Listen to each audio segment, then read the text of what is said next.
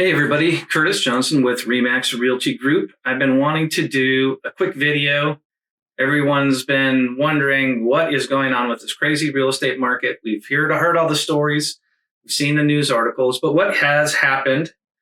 What's going to happen? So let's start with what's happened in the past 5 years. So if we go back, we have April's data now, April 2022. If we go back 5 years, April of 2017, we get a median price for a single family home inside Bozeman city limits, $351,500. Remember those days? Hard to believe that the median price was $351,000 just 5 years ago. Today, April 2022's numbers, the median price is $784,683,000. So more than double, from $651 to $784 in just 5 years. If you look at just the past 2 years, 65% increase in that median price inside Bozeman city limits. So what's happened? Prices have gone up a lot, and we all know that. And that's impacting everything from rent to who can move here, or maybe questions about should we sell? If we did, where could we move? Probably not anywhere in the Rocky Mountains that's any less expensive. Pretty much the whole Rockies have experienced, all the West has experienced this sort of same sort of situation, though, of course, they're all starting from different starting points. So what's been happening? Well, there's been, a dozen different factors, big drivers pushing those prices up. Several of them related directly to the pandemic. So, you had the pandemic, and then everyone had to work remotely. Everyone jumped on Zoom. And so what had been a slow, steady trend of more and more adoption of remote work, all of a sudden the whole world went on to Zoom and is working remotely. And now that the pandemic is, subsiding in its impacts, there's still a lot of people that prefer working remotely, and businesses are willing to accommodate that. In some cases, it's advantageous for them for office space. It's less costly. And so people can work from anywhere. And when people can work from anywhere, all of the good anywheres are going to see a migration. And I think it's a big one. And I think it's been set in motion, and it's going to be going on for a long time. We also had the politics, the riots in some of the big cities. I had 2 clients personally moved here from Minneapolis. One of them told me directly, we're ready to buy another house in Minneapolis. The riots happened. We had a friend in Montana. We just decided to move here, get to a smaller place. We keep making all of the top 10 lists, best places to live, many prominent lists, some of them which we're hitting the top spot. And then you've got prominent voices in media talking about what a great place Bozeman is to live. And then shows like Yellowstone that repeatedly mention Bozeman, showing the beauty of Montana. And the best joke I've heard was all of the people who moved here because they saw a river runs through it are mad at the people that are moving here because they saw Montana on Yellowstone. And so that's just the way it goes, and I grew up here, and obviously things have changed a lot with all the people moving in. But that migration is going to continue for a long time.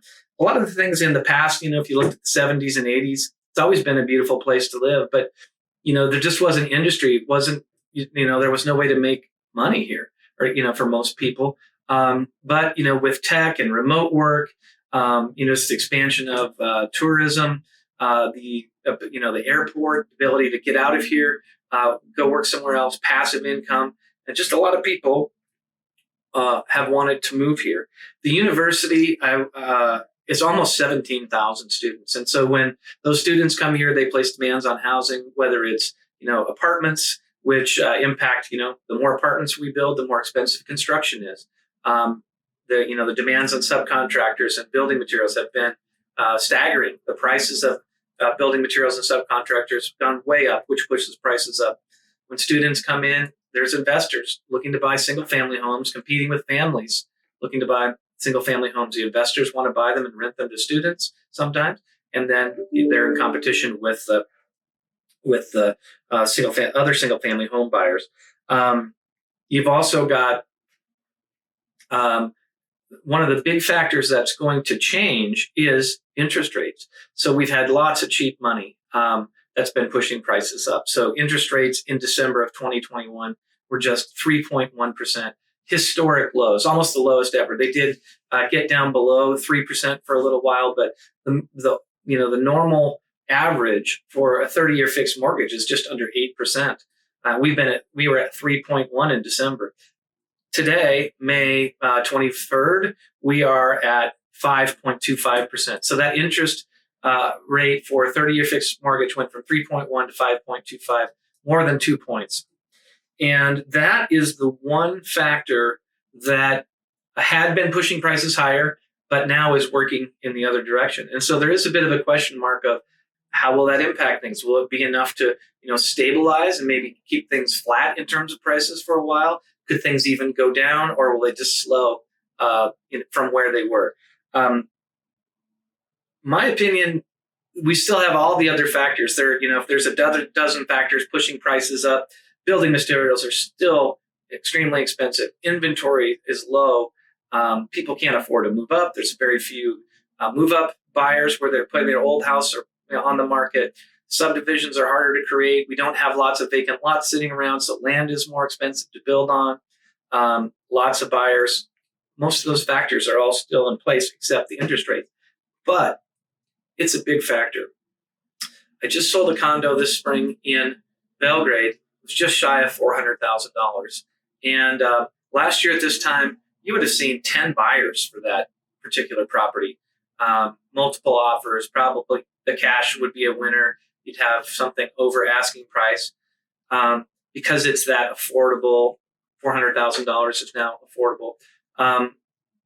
But if you do the research, you'll find that at $400,000, every time that 30-year fixed interest rate goes up just a quarter point, you lose $10,000 in purchasing power.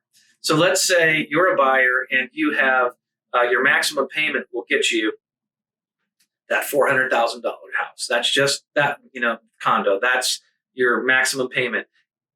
If the interest rate goes up a quarter point, now you can afford a $390,000 property. We've had 9 of those quarter point increases. So if in December you could afford the $400,000 condo, today your same payment is going to get you a $310,000 property. And that's going to, whatever version of it a buyer is working on, that it just has a big impact on what they can afford or if they can afford to buy anything at all. So that will be the one thing pushing the other direction, even while all the other factors are still in place. So that is a quick recap of what's happened and what I think will happen in the future. There's a great in-depth analysis of the housing market in the Gallatin Valley that's been done by the Gallatin Association of Realtors. It's available on the GAR, Gallatin Association of Realtors website. You can download it, take a look at it, several pages. It's the first of its kind. It'll be an annual thing. They spent tens of thousands of dollars, really a deep dive, great research if you want to know more. If you have individual questions, feel free to call me, Curtis Johnson, Remax Realty Group, 406-579-1000, 579-1000. Give me a call. I'd be happy to answer any questions you have about your property, its value, what you might be able to buy, what you might be looking for. And thanks for listening.